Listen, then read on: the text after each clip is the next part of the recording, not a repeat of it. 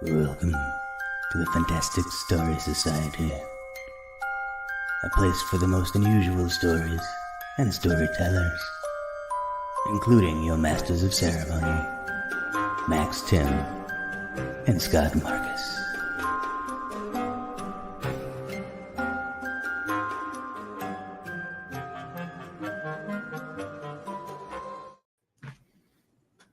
We're here.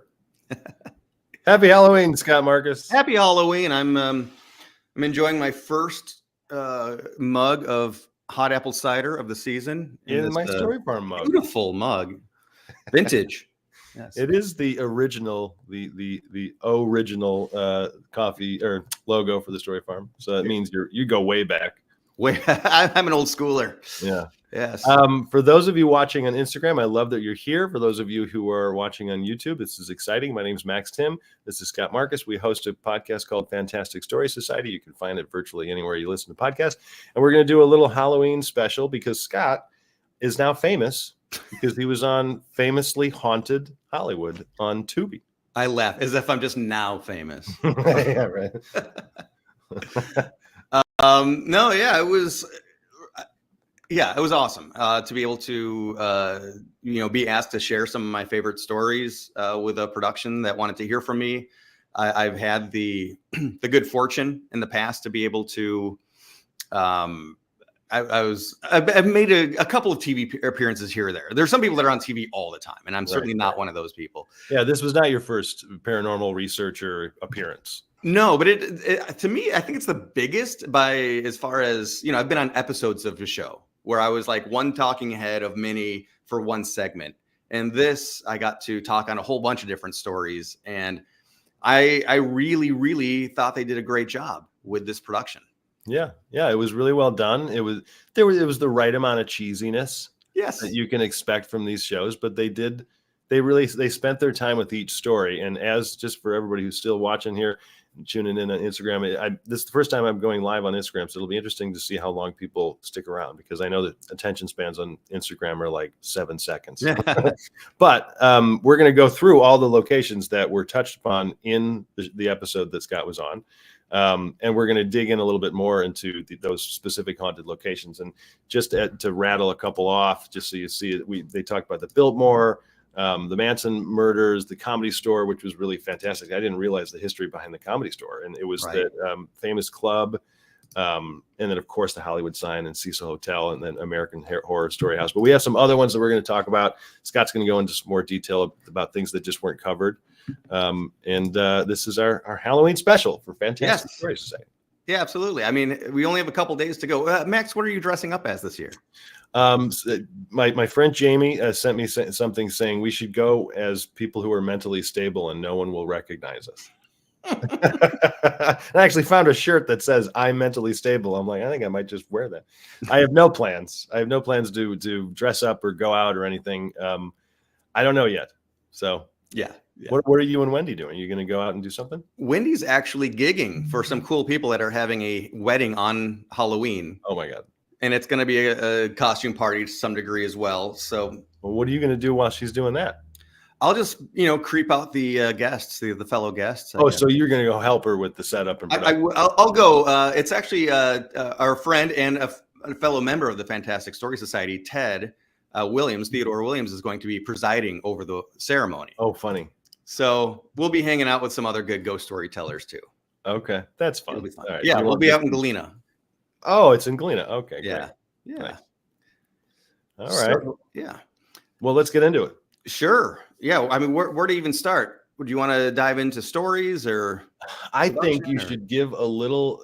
I want to hear just a little about how, when you watch the show, like the recording of it, were you like, oh my God, they didn't include that story? What the hell? I went so long into that. Or were there parts where you were like, okay, they got me there, or boy, I look really stupid? Well, it's funny because, I look really stupid. I mean, that's obviously what the whole day leading up to it coming out. Yeah, the suit on and everything. I just did not. I wanted to see it and I didn't want to see it. It's one of those, I was excited for it to come out, but do I have to sit through it? It's so weird to see yourself, and I'm not into that, Yeah. Yeah. But I was, as I mentioned, so I felt confident because when they first reached out to me, they mentioned that it's a series called Famously Haunted. They'd only had one installment out at that point, which was Amityville. So I watched Famously Haunted Amityville first just to see how they did, because I've got my opinions on Amityville. And they went down some of the rabbit holes that I went down. Like, oh, okay. They're really doing their research and presenting it in a very just not sensationalized way, which obviously you're getting into like sensational murders. It's very easy just to go as lowbrow as possible, as scandalous as possible. Yeah. And I thought they did a great job. So I would also say, if anybody hasn't seen that episode, it's really, really good. Okay. And Tubi is free, by the way, everyone. Yes. In case you don't know, I mean, you got to watch commercials, but it's just like watching TV like we used to, God forbid. Yeah. And it's so funny because I recorded my segments, my interview back in December of last year. So it's been a long time. And, they would present, okay, here's the next story we're going to talk about, the Comedy Store or Rosenheim Mansion. I'm like, oh, yeah, I didn't really have anything for this, so I don't think I talked about it. I'm like, oh, there's me talking about it. I don't remember that part. Oh, funny. So I was definitely in there more than I thought, because I thought there were some stories that I just kind of like said pass on, like even the Manson murders, which obviously is a huge part of LA history. And it's something I probably know more than the average person, but I don't at all consider myself a real aficionado on, because I don't want to be. Seriously, it's dark, man. Yeah, there are certain stories out there, and including the Night Stalker, Richard Ramirez, who is just one of the most evil people I think that ever walked the earth. I didn't know really anything about the Night Stalker until I watched the Netflix documentary that came out, I think it was a year or two ago. It was really well done. Yeah. If anybody likes true crime, you're going to love the Netflix documentary on the Night Stalker. But this guy was other level. This was not like a typical serial killer. He had no mark. He would just kill because he was a crazy, evil person. It was nuts. Yeah. And by all means, and it's hard to sometimes want to humanize people that are that level of evil, but like he witnessed a murder when he was a toddler. I mean, So he was around violence his entire life. Yeah. But still, other people have been through terrible stuff and didn't end up being the psychopath. So, let's hedge it there. But, and for this, as I was mentioning to you, Max, before we went live, I, created this huge document of notes in case, whatever comes up, I'll be able to reference anything. And then the interview was just so quick, I wasn't able to like pull the notes up and go through them. But I thought for the Night Stalker, it's like, I don't want to go down the rabbit hole with him, because he is such a horrifying and horrorful could be a new word. I mean, horrorful, absolutely. But like, I thought I'm just going to do a quick bullet point for each thing. And like, I couldn't get through it. Like he had done so much, not even just the murders, but all of these attacks, even robberies and assaults and things like this. Well, and what he did at the murder locations too, it was so awful. Yeah. So like, I feel like I spent way more time than I wanted to on it, and I still probably didn't get through half of his deeds because there was so much. And I'm happy to not dive into some of those waters. No.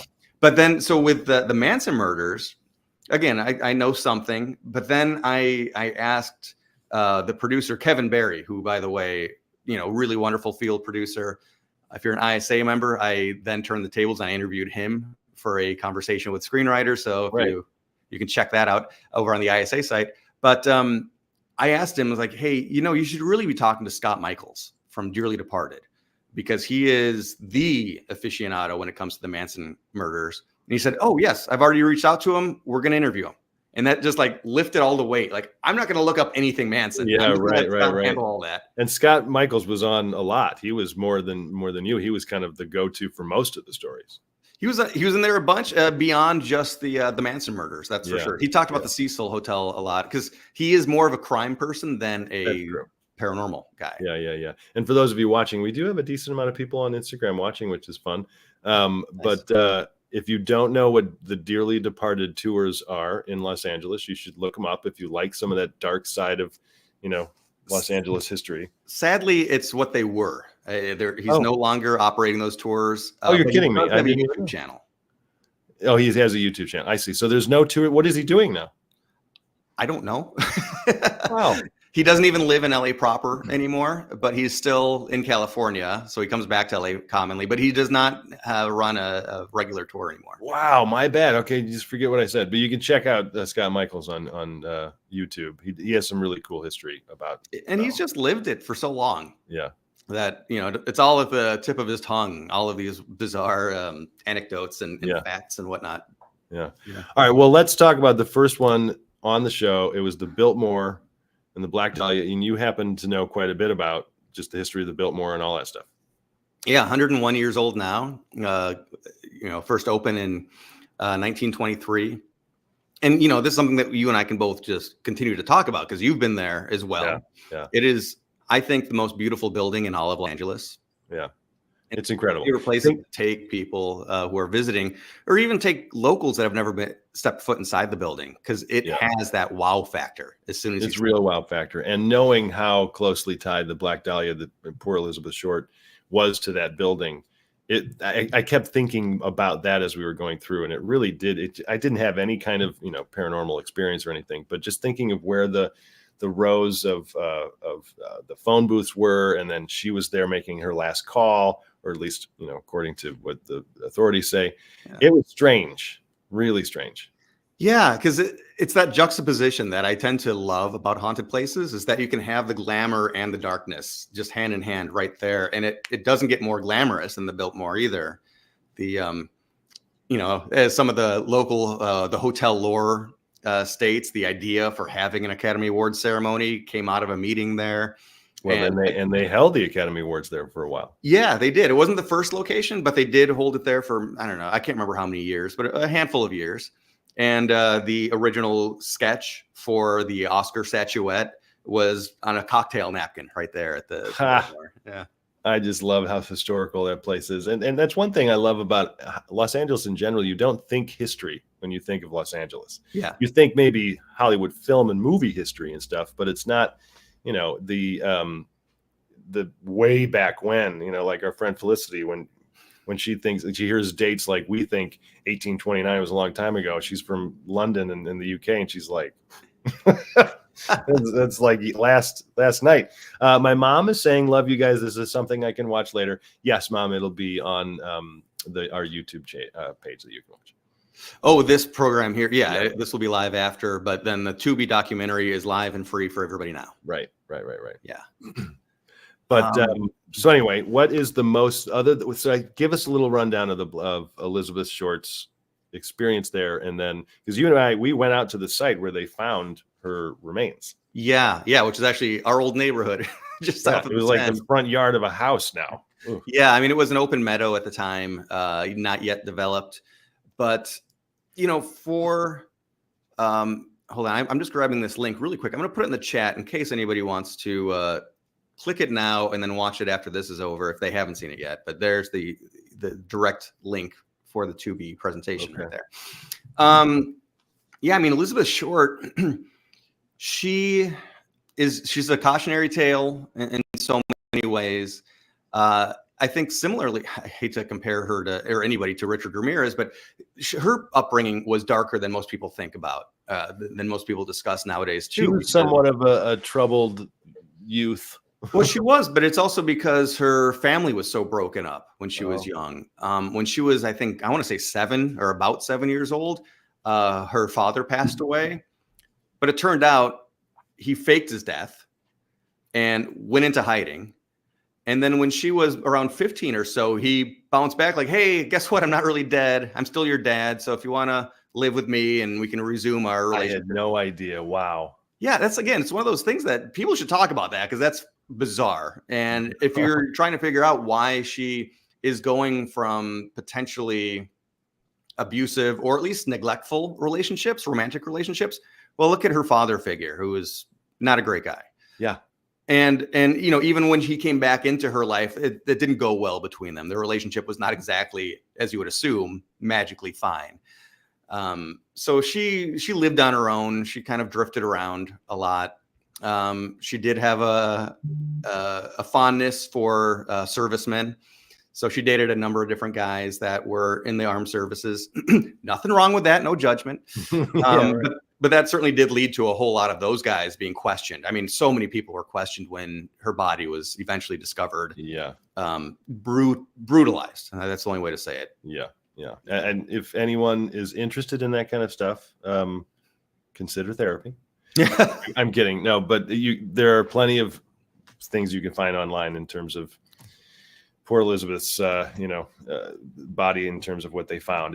She was split in two and fully surgically removed of blood. I mean, it's as gruesome as you can think of. Yeah, like parts of her body, pieces of skin were removed as trophies, things like that. And you don't know fully how many of these wounds were post-mortem, or was she alive for it? Oh God, no, yeah, I don't want to think of that.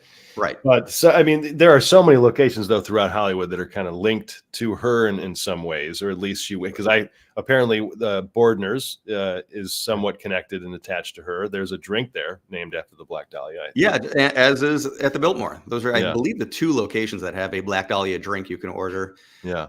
Bordner's was it's on Cherokee Avenue, just south of Hollywood Boulevard. And just north of Hollywood Boulevard is her apartment building, the last place in town that she lived. Right. Borders is such a cool place, man. It's such a Hollywood dive. And there's apparently, they say the bathroom's haunted or something? People hear a woman singing in the bathroom there. Yeah. And they just assume it's Elizabeth. Don't know why. But I think people want to associate things with Elizabeth Short. Yeah. Yeah.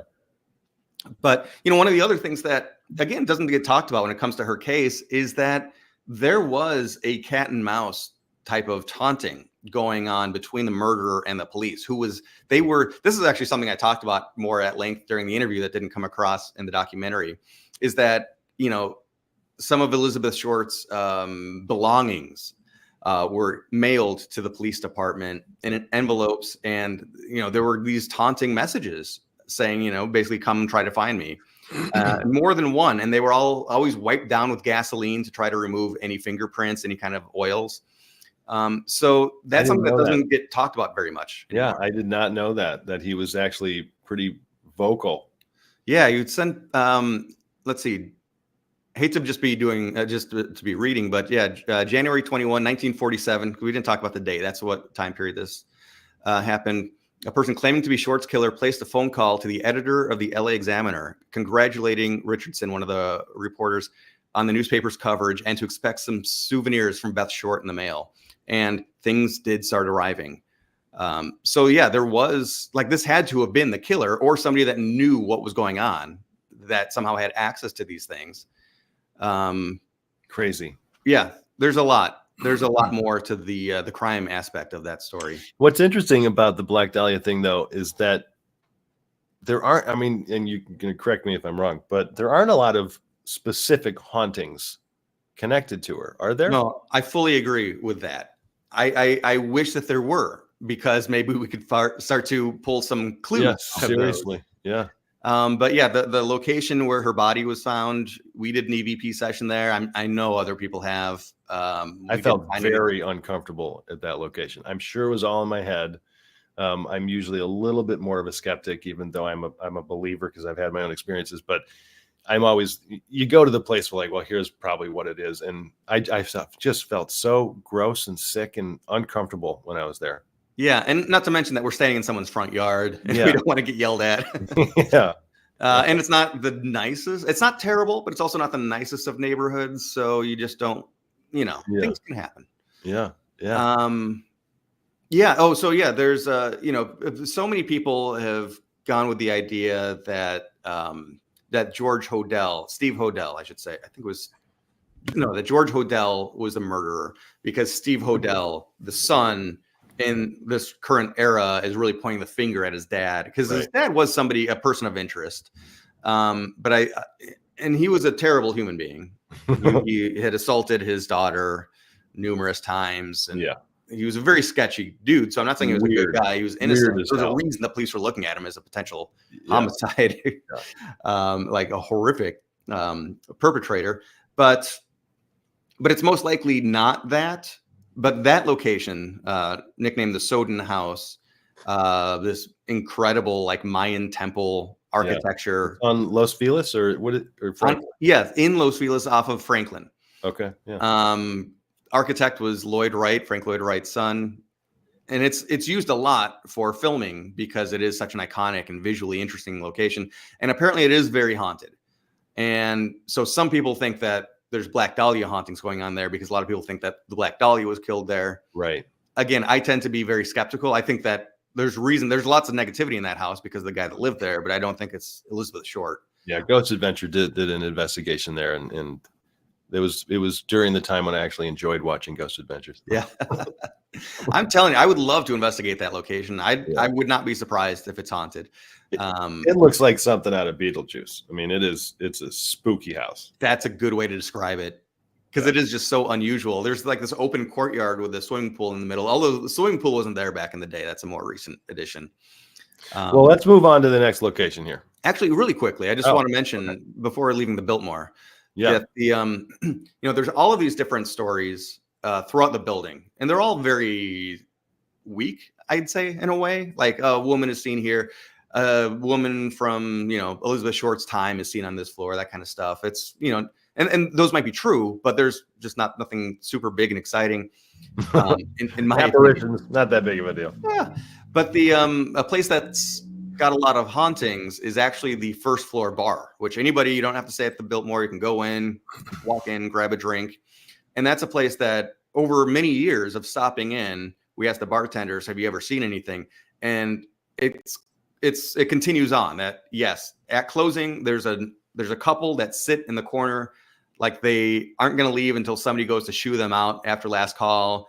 And we don't know that they're ghosts until we go to talk to them, and then they disappear as we walk up to them. That cool. Seems to be very common. That's cool. We had a drink there. I'm sure you've been there more times than I have, but it's a neat bar. It's pretty small. It's kind of like in a long, like almost hallway kind of thing. Yeah, it's not that small. I mean, Biltmore is big and grand and everything, but what you would think in terms of Biltmore's first floor bar, you would think it would be this huge opulent thing. It's a tiny little thing. Yeah, it's more of a lounge. I mean, there's a bar up front, and then there's a lot of seating that kind of trails off into the back. So I mean, if you see people sitting in a booth, you're going to see them. It's not like there's this sea of people that are, possibly at the bar. That's true. It's not like it's a ballroom or something. Right. Yeah. Okay. So Manson murders, but more specifically the Omen house, which we have direct connection to. I have to say that you probably get a credit now because there's some still photos of me there that I'm sure you were the one that took those. I was there when I was watching that. I'm like, hey, I was right there when you were. Yeah. Omen, David Omen. God bless that guy, man. I'm not even a Christian, but very strange fella. And he owns this house that is down the street from where Sharon Tate was murdered, among her friends at the house where the Manson murders happened. And David has really pushed how he believes, Sharon, her ghost is in his house, which is like 3 houses down. Right. But go ahead. I mean, what else can we say about this? I mean, it's one of not many places where I can say, yeah, I fully believe that this place is legitimately haunted. Yeah. There's also the theory, which I like too, that maybe it's not the house. Maybe the house isn't haunted, but there's like naturally occurring so much electromagnetic earth energy that's being channeled up from these ancient lava flows that the house is anchored into because it's on the side of a hill. I mean, it's barely any of it is touching the ground because it's all on these pillars. Yeah. And that's legitimate. This is documented. It's a giant antenna for electromagnetic. Absolutely. Of course. I mean, it's literal. That's physical. Yeah. And so then the theory of, okay, well, how is this place active if I'm saying maybe it's not haunted? Because maybe people hang out with us that we don't know, entities, people who have passed on. And once we walk into his house, where it's very easy, there's all of this energy in the air that these other entities that are, guardian angels or past friends and family, maybe it becomes very easy for them to make their presence known. And that's why there's so much activity there. Yeah. I love that as a theory, at least. It makes sense to me. Everything's energy anyway. And this is just, a heightened form of it in a very particular location. I will say when I was going through the house, the further down his basement you go, which is really just toward the hill, you quite literally feel a heaviness. Like it's an elevation change type of feeling, even though you're going down. It felt very heavy, very thick. just kind of like Sorry, I was trying to check your Instagram to see how it looks. Yeah, I saw that you just logged in. You joined. But very heavy feeling down there in his basement. And like if you go into his basement and then around a corner down a hallway, you open up this door to like I guess you can call it a closet, but you see the mountain, like literally the hill. Yeah, is in the house. I mean, it's a crazy house, man. Yeah, it's wild to have that exposed. Just mountain is one of the walls that it's. But I guess I don't know. Like, what's it like when it rains really? A ton. Does it get wet or is it locked up? I don't know. Yeah. But yeah, I mean, I talk about it in the documentary that honestly, the first time I was there, it was like a pressure on my head. And I really was able to keep doing the whole nose blow equalizing thing, and my ears would pop and I'd be fine for a second and then shut back up, where you feel the pressure on your head. It's harder to hear. And it was for like 2 or 3 hours. Yeah. We were there a long time. Yeah. Oh, well, that was the first time you went. When I was there, before I brought you along. And I'm so glad I was able to bring you and Mary Strowinsky along and a bigger group of people to check this place out. Because that, David said that, that's just because I eventually had to confess to him that what I was going through. He's like, well, they're just getting used to you. You'll be fine the next time you come up here. I'm like, what the hell does this guy know? Like that's such a weird thing to just be so matter of fact about it. And, we live in LA. We're going up and down the mountains all the time. So we're feeling those pressure changes. This was not that. This was extra. Yeah. And then, sure enough, I went back within a week, I think, and I was completely fine, was not affected at all. Mary was pushed down by some unseen force. Yeah. Yeah. I was there when that happened. She was like, I was just pushed. And I was like, what? My first instinct is like, whatever. But she was not acting like she was. No. Because at this point, even though she was my research partner on the first edition of my book, and she was very much a believer at that time, over the years, she started to be more skeptical. And at this point, she was identifying as skeptic. So I thought, okay, fine, I'm going to bring the skeptic in and just to see it for herself. I think she was just curious too. She was a fan of, I don't want to say a fan of the Manson murders, but she was interested in the Manson murders. So I think it's an interesting location. And she, of all the people, she was the one that was physically pushed. And I kind of wish that it was subtitled on the documentary, because it might be a little bit hard for people to see exactly what she was saying. But she was scattered. She's like, no, seriously, something just pushed me. I felt some hands on me, pushed me down into this piece of furniture. And once she realizes she's on camera, she gets up and leaves, because she, as the skeptic, didn't want to be, I think, confessing so much. Yeah, I was almost right next to her. And I remember thinking, wow, this is messed up. I didn't have anything really happen to me in terms of something that was supernatural, but the feeling of being in that house. And then also driving up CLO Drive, and then knowing you're driving toward where Sharon Tate and her friends were killed, and the Manson, and then knowing that the Manson murderers, the family, walked up this street, the same route you're going. You really start to feel it. And I think ultimately a lot of haunted experiences probably come from that, where we're creating it in our heads. Sure. That is not to discount any experiences anyone had. I've had some that you can't explain, but when we're in the mode already, it's easier to have the experience, I think. That makes sense. But it could also make it, there's always the devil's advocate. Like maybe being in that headspace makes you more open to seeing something for real too. I don't know. Sure. It's what makes it fun, is that anything's possible. We just don't know. Yeah.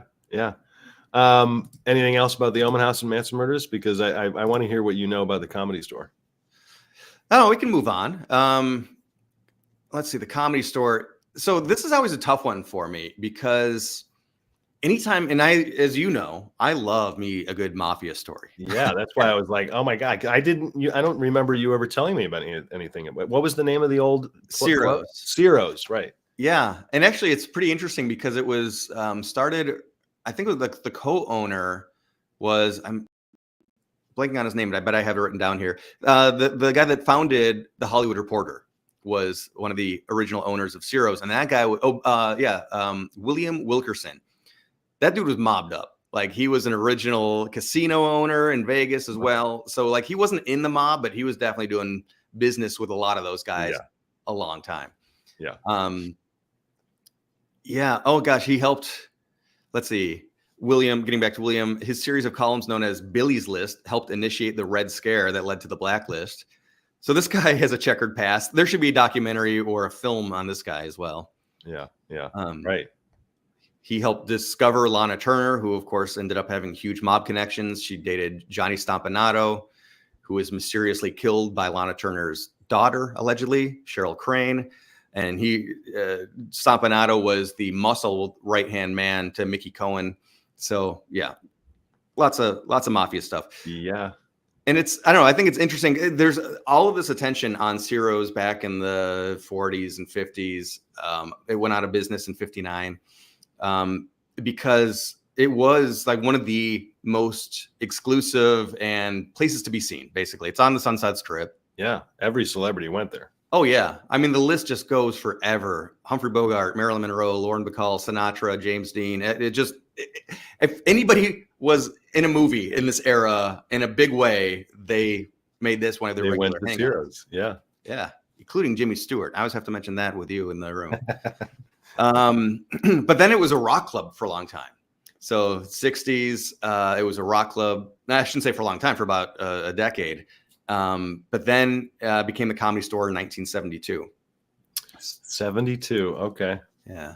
So as the legend goes, and this is the thing that I always say is tough, is anytime you get to mafia stories, unless there was a raid and things were really well documented, then it's usually just whispers and you don't know, where's the fact? Mm-hmm. What's real and what is legend from the time that's been passed down. But allegedly, Mickey Cohen had an office upstairs with a gun sight in it. And he would invite his victims to come up to have a meeting with him. And he'd be able to shoot through the wall and kill him in the hallway before he even got up to the office. Oh, my God. And imagine the big band is playing downstairs. There's a lot of noise. Nobody's hearing anything. Yeah. Well, and apparently they had dealings in the basement, too, because the basement of the Comedy Store is apparently really haunted. Yeah, I was going to say that's another one, possibly a torture location, possibly a place where illicit medical procedures were happening. Again, it's all this type of stuff that's impossible to verify. Yeah. So we don't really know. And that's what always makes it tough for me to really say that so-and-so was killed here. We don't actually have a record of anybody being killed here, but there's legends of all these dozens of nameless gangsters being killed there. Yeah. Well, and a lot of comics who perform there, they all, a lot of them say that they've had really very strange experiences. But they've killed there. Yeah, they've killed. I get it. Yeah. No, let's see. I got in my notes a lot of moving objects. Chairs stacked up in the middle of an aisle when the room was getting reset. Ashtrays put away, tablecloths refolded when they were trying to set up for the day. Blake Clark, who you might recognize, he's a stand-up comic, but he was also like Drew Barrymore's dad in 50 First Dates. He's done a handful of Adam Sandler movies. Oh, yeah. He's had experiences there seeing the bar stool on stage where he's doing his bit. The stool starts spinning on its own. What? And then it was dragged 20 feet across the floor as he's trying to stand up. As he was on stage performing. Yeah. So allegedly, some of these events have happened in front of a full audience, including people, as I talk about in the documentary, getting lifted by some unseen force. They mentioned that, I think, in the documentary, that somebody felt like they were lifted up. Yeah. Yeah. Sam Kinison, who would be one of the most difficult comics to lift up. Right. A bigger dude. But that was reported by Carl LeBove. Carl, if you don't know, Carl was the guy that was Sam Kinison's in the car with Sam when he passed away in a car accident. Wow. And so Carl was there to witness him like having a conversation with angels coming down. His final moments. Wow. Kind of some profound stuff. Huh. But yeah, I mean, there really seems to be. I've gone to the Comedy Store a handful of times because I like comedy, and I have not investigated it, and I've never had an odd experience there. I've never personally talked to a comic that has had a weird experience there. Yeah. But as you say, that place has been an iconic place and an important place for comedy since 72 and continuing to today. So everybody who's anybody has played there, and a lot of iconic people too, have had experiences that they'll vouch for that. Yeah, this place is haunted. Yeah, I've been a few times, maybe 2, 3 times, and I had no idea there was any kind of haunting connected to it. But now, if I go back, now I'm gonna be thinking this was Ciro's, this was mob stuff, and so I'm gonna be looking for it.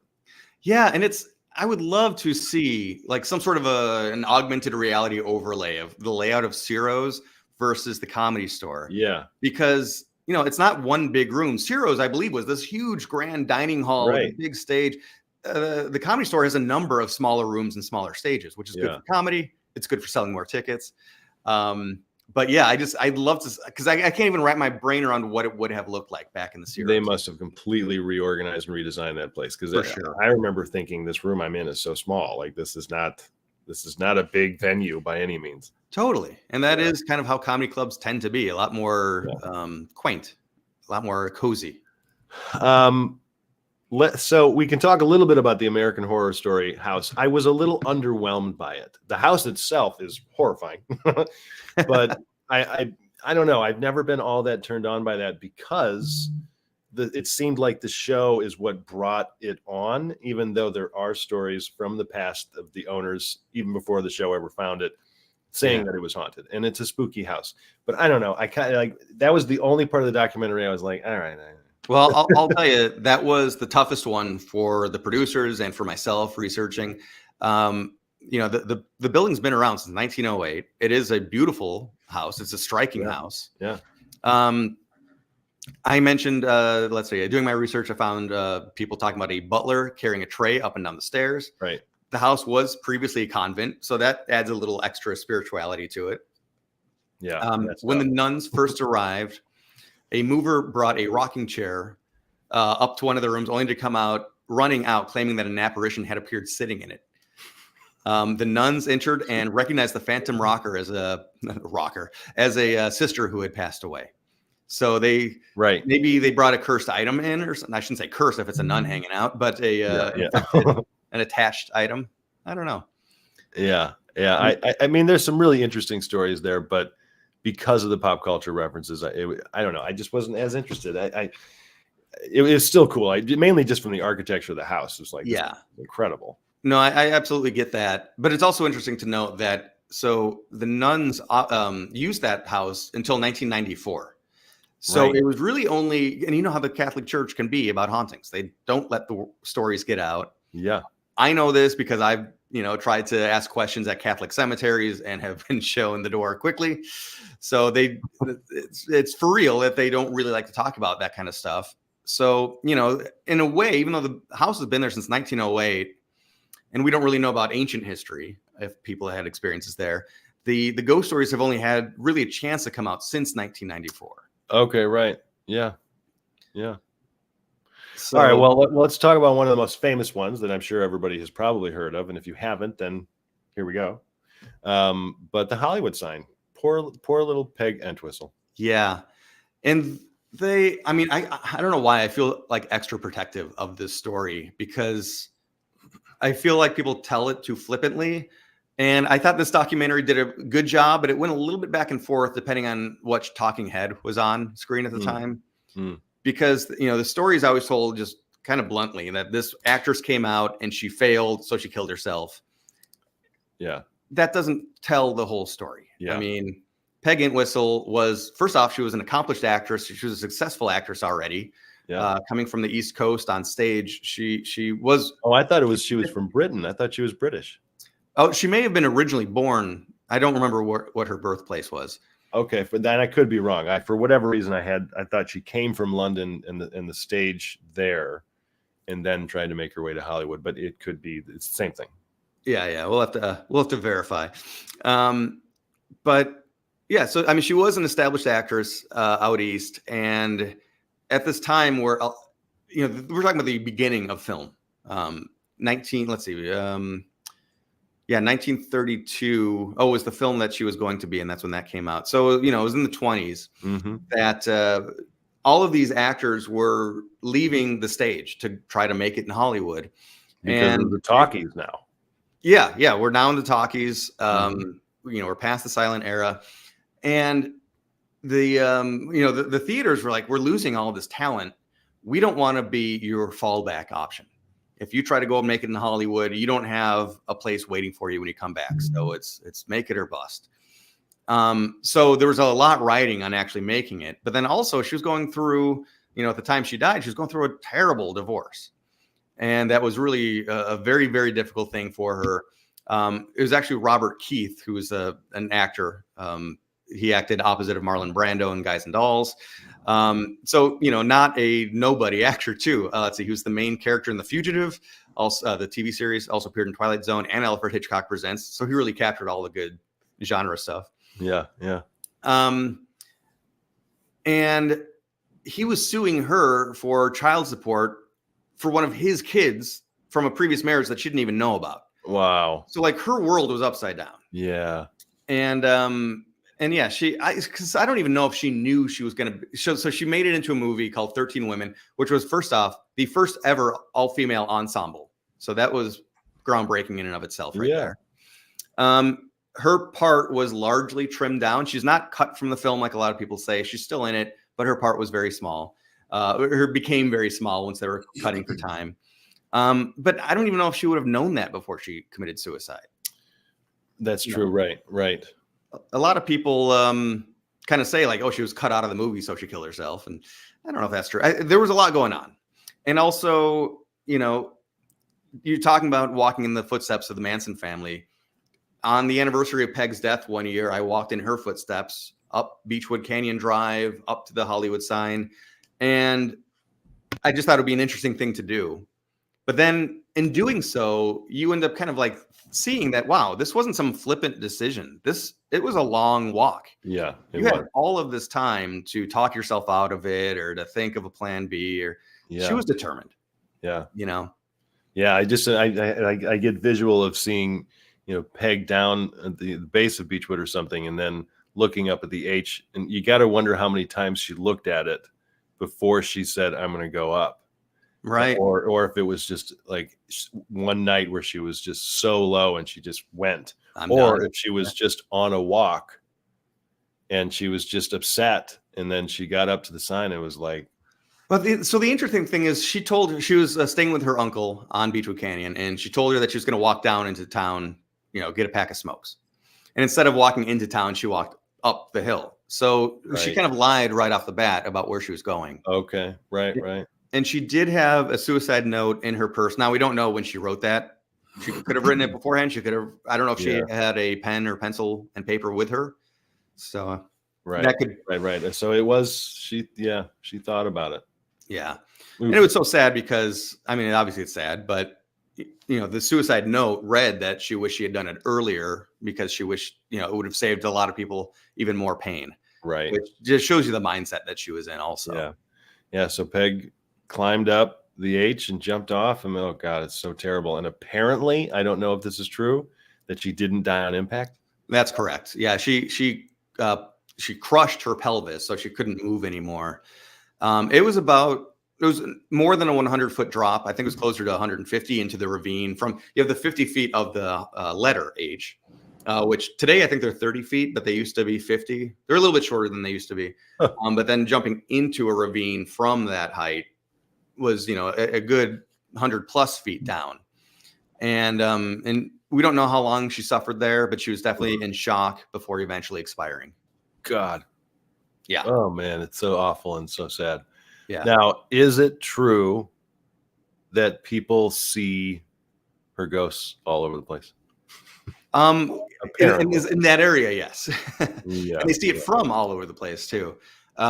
So people see her on her death march, essentially up Beechwood Canyon through Griffith Park, standing on the top of the letter H. People have seen it from up close as if she's just another hiker, but wearing very weird clothes because she was formally dressed with high heels on, with heels at least, because she was a very proper 1930s lady. Yeah. And so they think it's odd that she's going hiking in this. People will try to say hi to her or acknowledge her, but she's not acknowledging back. So it very strongly seems like a residual haunting.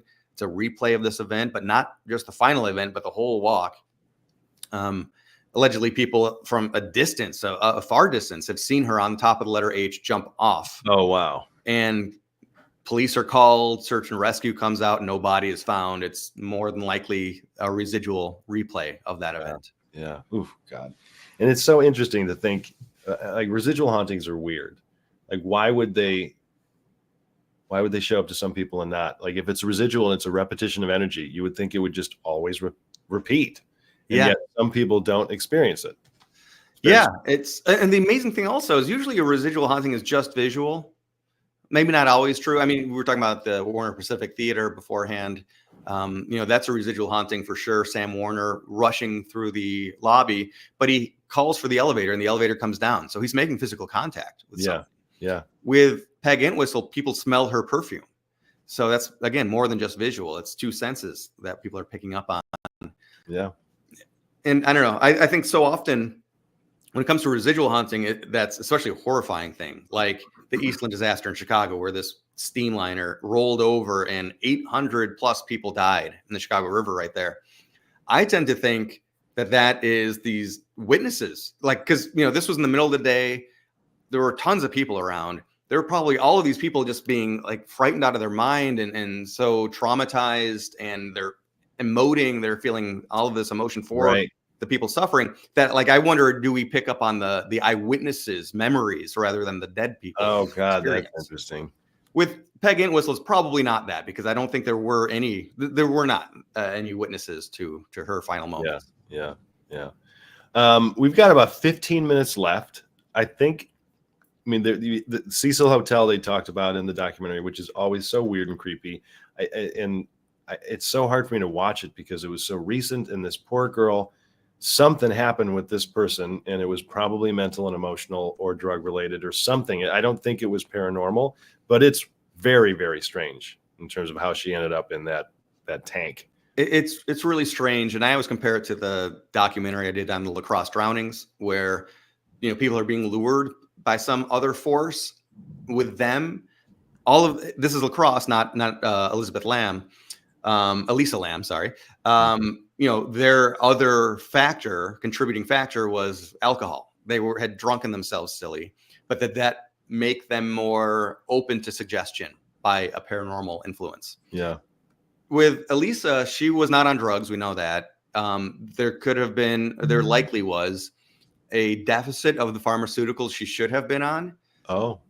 So she was not tripping. She was not on, mushrooms or anything like that. We know that for sure. She was on, she was prescribed different, mental drugs. Don't know what the right way to say that. The more professional way to say that, pharmaceuticals. We think that she was maybe underdosing at the time, which may have led to some sort of a psychotic break. Yeah. But maybe it also led to something else being able to influence her. It's a troubling one, because I think the thing that sticks with me and a lot of people is that the coroner's report of just accidental death by drowning is too vague. That does not tell the whole picture. Yeah. There's obviously other influences, and it's happening in this place that was haunted and kind of well known to be haunted. Yeah, the hotel was already so messed up. The Night Stalker stayed there. There was a murderer that came from Australia that was trying to follow in the footsteps of the Night Stalker. It's just really dark place. Yeah. Austria. You pulled a Jim Carrey there. Austria. Austria. Jack Unterweger. His story is amazing too. I think there actually are movies about him, because he was a mass murderer already, or a serial killer already. And then he ends up using the written word to become an author and a children's book author and playwright, and becomes beloved from behind the bars. And he ends up getting out early, starts working for a law magazine, and says, I want to cover crime and prostitution in the City of Angels, and I'll do ride-alongs with the LAPD while I stay at the Cecil Hotel. And then he kills a number of prostitutes while I didn't know that. So he was a murderer before, went to jail, got out, and then oh my Lord. Yeah. Well, he's doing ride-alongs with the LAPD. Yeah. It's so wild. But I was first told about the Cecil from friends and friends of friends. This is before Elisa Lamb, any of that happened. These are people that were working on independent films. And, when you're doing independent film with no budget, you rent cheap rooms as a free set, basically, almost free set. And that place was almost free. It was like, $20 a night, I'm sure, Yeah. kind of a place. Yeah. And people would tell me that like there was something else in the room with us. We always felt uncomfortable. And these are not ghost hunter people. These aren't people that knew the backstory and the history of this place. Right. That just people would come to me. A number of people came to me and said, you have to look into the Cecil. I don't know what's going on there, but I did not feel good shooting a movie there. Yeah, and that was before Elisa Lam. So yeah. Right. There's some dark history there, man. Oof. Yeah. Okay, so we talked about some cool places. The mausoleum, Mountain View Mausoleum. Mountain View Mausoleum. So we were chatting before this about our own personal experiences in Los Angeles. We don't have that many.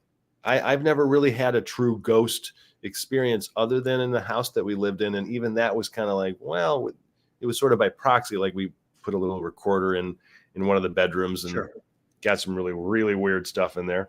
But I never had a direct experience of something necessarily. But the mausoleum, I had to leave. I felt like an anxiety attack was coming on, and I had no reason for that anxiety attack to come on. Well, and I remember you felt like nauseous. You were sick to the stomach. And that brought on the anxiety. I'm like, oh my God, I'm going to get sick in the middle of this thing. But yeah, I felt ill. I just did not feel well. And so I stepped outside and got some fresh air, and it was almost instant that I felt better. Now, I don't know. Is that just me being weirded out and making up stories? Not necessarily, because you had some evidence that you got at that place. Yeah, and just really quick, I'll answer this. Didn't Richard Ramirez stay at the Cecil? Yes. Richard Ramirez, the Night Stalker, did stay at the Cecil. And then Jack Unterweger, after, because he was idealizing or trying to get in the mindset of Richard Ramirez, which who would want that? I guess Jack Unterweger is the answer. That was one of a couple of places he stayed. It wasn't the only one, but it was one of the last places that he stayed. And I do have to say, like, personal experience, not a ghost story, but I led tours through downtown Hollywood or through Hollywood Boulevard in downtown LA. And one time we always used to stop at the Cecil in the middle of the day because it was kind of a rougher area at night. It's gotten better. But one time I opened the side van doors to let people out so they can kind of see it. We didn't tour it. I think people could go into the lobby or at least just look in. This was back when it was more open. It's more closed up right now. But at one point, a guy got out of the van. He's looking up at the building. He's just beaming. His smile is so wide. And I look, and he's wearing a Richard Ramirez Night Stalker T-shirt. Come on, like he just got out of a concert. Oh, and no, that creeps me out so much that I'm like, I don't think I'm going to stop here again. Like we'll still stop and I'll tell the stories, but I don't know. I just didn't want to let people out there after that one. Oh God. See, there's just something wrong with this person, man. Again, I don't want to judge people. I like good or interesting. I'm fascinated by serial killer stories and all that, but that was just a touch too far for me. Yeah. You're nice. So sorry, getting back to Mountain View. We were walking around. I knew you would love that place because it's just visually, it's one of the diamonds, the hidden diamonds of the greater LA area. It's so beautiful and it's so big and sprawling. And there's all these like corridors that you don't know where you are. It's a big, big space. And there's all of the symbolism because it is a Masonic burial place, largely Masonic. So it's fun to see all the symbolism and imagery and all that. Yeah, very conspiracy type of like, oh, the Illuminati, Exactly, just for fun, Yeah. But then, so I had an EMF detector with me, and we weren't ghost hunting. We were just walking around the building, and every so often the needle would spike, and sometimes I'd be able to, retrace my steps, and it would spike at the same place, which told me that there was a wire in the wall or in the floor or something. Nothing paranormal there, but sometimes I couldn't get that hit to happen again. And it happens so frequently. I almost got frustrated. Like, okay, something must be happening. And I let you walk ahead. So it was just myself, a camera, and this thing, the EMF detector. And I said, if anybody's here with us, you're welcome to keep walking around with us, but just, let us know for sure that you're here by putting your energy into this device. And like, it would have been really cool if it spiked all the way, but even more cool, it bounced like a heartbeat for a while. And you've got it on camera. You have it recorded. It's on camera. You can find the YouTube video. I don't know. It was the coolest EMF confirmation I've ever gotten. Yeah. Yeah. Yeah. Yeah. The mausoleum was neat, man. Just there was a ton of things. And I just learned this because of your recent filming location, famous filming location stuff, the videos that you're putting out on your channel. But a ton of things have been shot at the mausoleum. And I had no idea. There's this, surrounding graveyard and everything. It's just funny. LA is just such an interesting, different place. And I miss it. I miss Los Angeles a lot. Yeah, for sure. And, that's what filming is what first introduced me to it, because I worked on a short or a web series back when we said things like webisode, right. Back in that era. And then like Linda Vista Hospital, the first time I ever went there was because I was crew on a movie that was shooting there. God, that place is so creepy. Yeah. Oh gosh. But that is, in Chicago as well, shooting at haunted locations, because those are cheap because nobody, either they're abandoned buildings that are just going to be used for whatever rent they can get. I don't know. Filming has opened the door to exploring some haunted places. For sure. Cool. Yeah. Yeah. For those of you who are watching or have watched on Instagram, thank you. That broadcast is going to cut out soon because we're hitting the hour mark here. But I think the last fun one, we can just, reminisce a little bit about our old house. Oh man. And there's so much. Not famous. But then again, when we're done with it. You looked up a lot of the history of the house, and it is kind of famous, actually. There are a lot of people that lived there and died. Yeah. Oh, it's so wild, especially because, you and I are talking, we're from the Midwest. You're from Wisconsin. I'm from Illinois.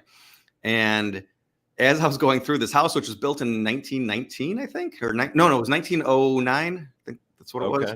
Okay. The number of people that have died in the house, we'll never know the actual number because later on it was a hospice home. Right. It was like a convalescence. Yes. Yeah. So, we don't know how many people died during that era, but we do know that a number of people have died there.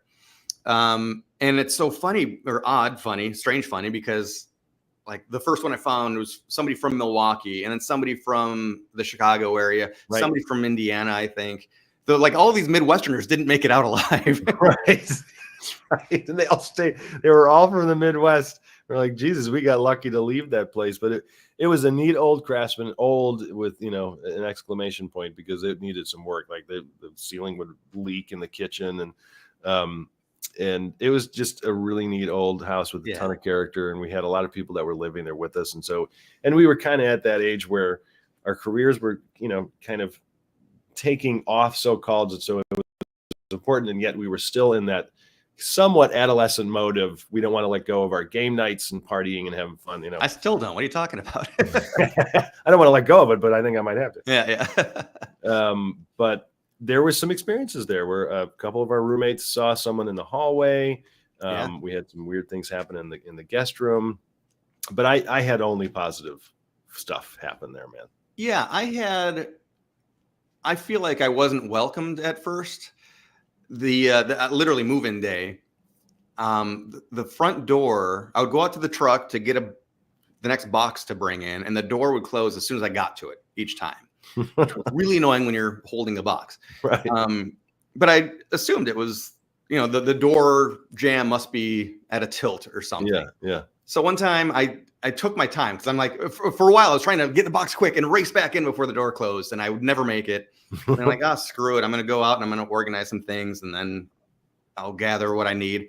So I spent a lot of extra time, and then I went back, and again, the door shut in my face each time. Doesn't matter how I took. Like if it's a breeze or the wind, then you would think it would close at the same amount of time or something. But it happened. Yeah. And that's still shrug-offable. Except that same day I was standing in, I still remember it so vividly, because there was not an item in the living room yet. And I was looking at my phone for some reason, whether it was a text or whatever. And I just got this feeling that something was in the room with me and was completely just sizing me up, judging me. It was not a welcome feeling. I do remember you telling me that. Yeah. Yeah. And it was not long after, it was maybe even that same day that people started to see a person standing in the hallway, kind of right outside of my bedroom door, which was sweet. Yeah. Right. I never saw that, but a lot of people did. Yeah. I never had anything happen to me in that house, and I slept downstairs a lot. And nothing, there were a couple nights where I was like, this is kind of weird, but I was making it up in my head, Yeah. No, I mean, so other people saw, a person standing in the hallway, a phantom cat that kind of jumped up and ran between them, jumped up onto a bed that was there and ran off. People heard muffled conversations in the basement. I didn't observe that. Right. And from the person that, they didn't observe any exact words, but they could feel the emotion of it, that there was an animated conversation. It wasn't a shouting match or anything, but it was definitely something of a debate. Yeah. And that basement was creepy, man. Oh goodness. It was, it was like that exposed mountainside of David Omen's house. Yeah. Just in how old it was. It was creepy, but I have had so many great experiences in LA, a lot of bad ones, but nothing to do with the paranormal. But I love Los Angeles. I miss it. And hopefully, we can get back out there and see some more of these locations, not the Cecil. I refuse to go there. Yeah, the Cecil, I drive by it just to see what's going on. And I believe last time I was there, it was pretty clearly, for a while, it was boarded up. But last time I was there, it was in use regularly again, I believe all for low income housing.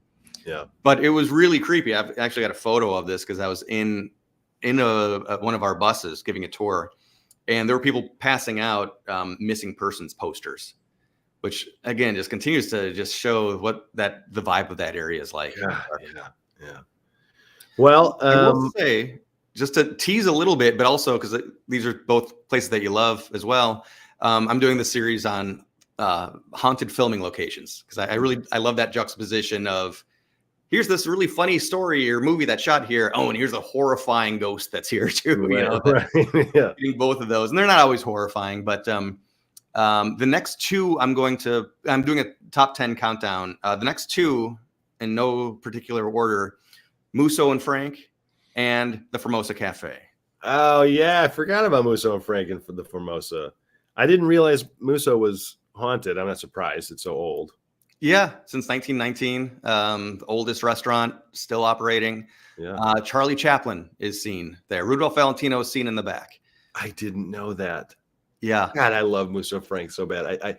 I wish it wasn't in that location because every time I go there, I'm like, Jesus, this is Hollywood is such a piece of shit. At least in like that little area. But then there's this beautiful Musso and Frank with so much history, and I'm like, haha, and I can't wait to go inside, And then it's like, ooh, it's cozy and totally. Food is so good. And Once Upon a Time in Hollywood. Did you ever see that? I've watched a little. I didn't really. I don't know. Tarantino just annoys me.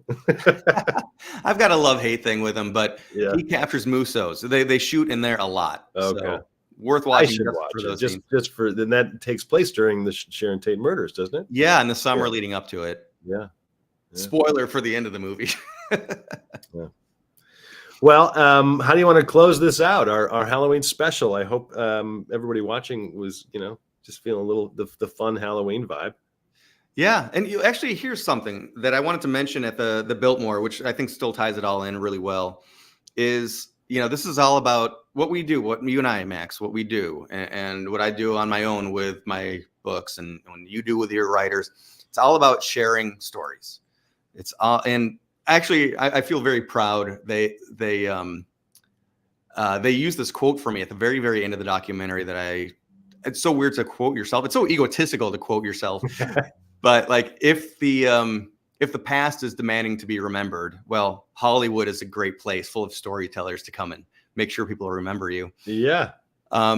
In covering the Biltmore, we talked to a couple of years ago. I was with Mike and Wendy, talking to housekeeping staff. And that's where they told me about the security guard that was walking around, saw an 8 or 9-year-old boy on his own and just had a nice little chit chat with him.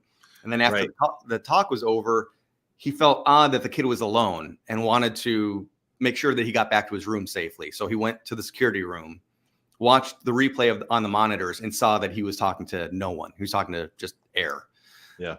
A lot of people in the paranormal world feel very protective of stories, but they're not our stories to begin with. It's cool. It was very neat being able to be the one to discover that story and then to share it. So, so like, cool. once you've shared it, though, it's out there. Yeah. You know, it's out there for the world. And some people try to hold on to that, but it's, you know, these stories aren't for that, of feeling this proprietary ownership of. It's about sharing these stories. Right. And that's why we have this podcast. That's why we do these back and forths. That's why we share these stories, because we want other people to have fun too, you know, because we have so much fun hearing them and then talking about them.